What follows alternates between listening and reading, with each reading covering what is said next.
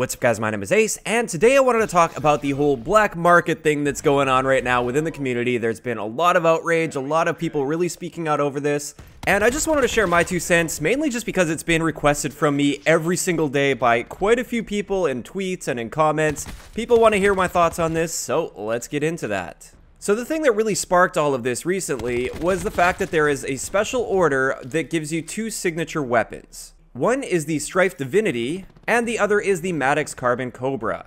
Now these ones might sound familiar because the first one, the Strife Divinity, was actually a pre-order bonus at GameStop. So if you pre-ordered at GameStop, you would get the Strife Divinity on day 1 of the game. The other one, the Maddox Cobra, we actually all had access to at one point when the game first launched.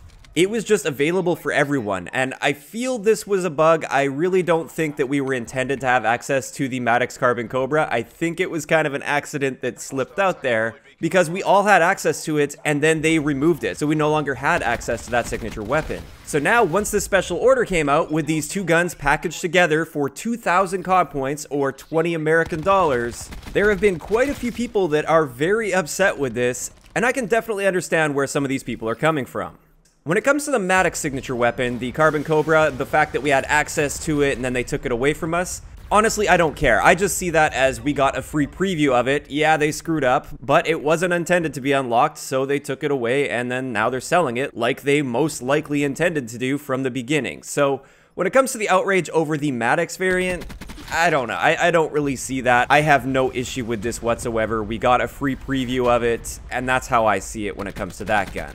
As for the Strife variant, the Divinity, this one was a day 1 pre-order bonus with GameStop, so for those people that pre-ordered with GameStop, they got their Strife Divinity, and they've had it since day 1, and now they're selling it separately to anybody that wants to buy it. They didn't need to pre-order from a specific location or anything, they just have the opportunity to buy it. Now for this, I can understand the frustration if you specifically pre-ordered at GameStop because you thought this was going to be an exclusive signature weapon that you could only get that one time by pre-ordering from GameStop and that was the only opportunity. However, I went back, I did a little bit of digging, and I found that all of the promotion was just advertising this as a day 1 pre-order bonus.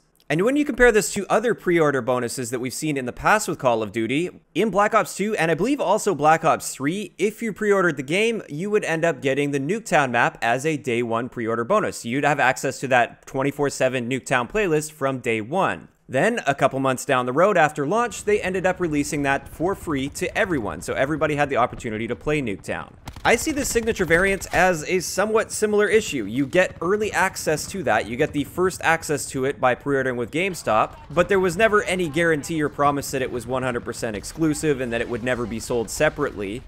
It was simply a bonus and you would have day 1 access to it, which is true. They didn't take that variant away from the people that pre-ordered and then force them to buy it or anything. If you got that pre-order bonus, you still have it. And you don't have to pay $20 extra for it. It was essentially free, or it was a bonus with your purchase.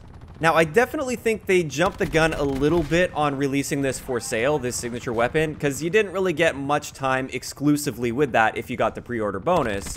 However, once again, I'm not really understanding a lot of the outrage surrounding this. I've seen a lot of people saying that Activision scammed them and this is illegal and it's a complete ripoff. The ripoff part I can maybe understand because of the pricing, which we'll talk about in a little bit. But as far as a scam goes, I think that's a little bit of a stretch in this situation. Now, I kind of feel like a bit of an outsider with this. I've seen a lot of my YouTuber friends talk about this, and they are completely outraged by this, and this is a really big deal to them. And I guess I'm just having a hard time seeing eye to eye with them. I think the biggest reason for this is these are cosmetic weapon variants. The fact that I don't have these and don't care to have them has literally no impact whatsoever on my gameplay experience. If these variants were statistically different than the base variants, then absolutely I'd be right there as well. I would be very, very disappointed and upset with this. And I'm definitely holding off to see what they end up doing with stat change weapons that they will eventually inevitably bring into this game. But at the end of the day, the fact that I don't have the Cobra or the Strife Divinity, that means absolutely nothing to me, and my interest is more so on the game. This is why it's taken me so long to cover this topic. I've had a lot of people asking me, why aren't you covering this? This is the worst thing ever. And I'm just thinking to myself, why is it the worst thing ever? I'm more focused on the fact that the ghost perk doesn't really work that well, or the SMGs I feel need a bit more of a tweak. Those things affect my gameplay, This is what my channel's designed around, and that's what I'm focused on. So perhaps I just have different things that I care about and I want in the game. And I'm not saying there's anything wrong with really caring about the cosmetic items, but for me at least, I really don't care about this. And this is actually going to lead me into a different conversation. And this is the fact that I think their system is horribly flawed from a business standpoint.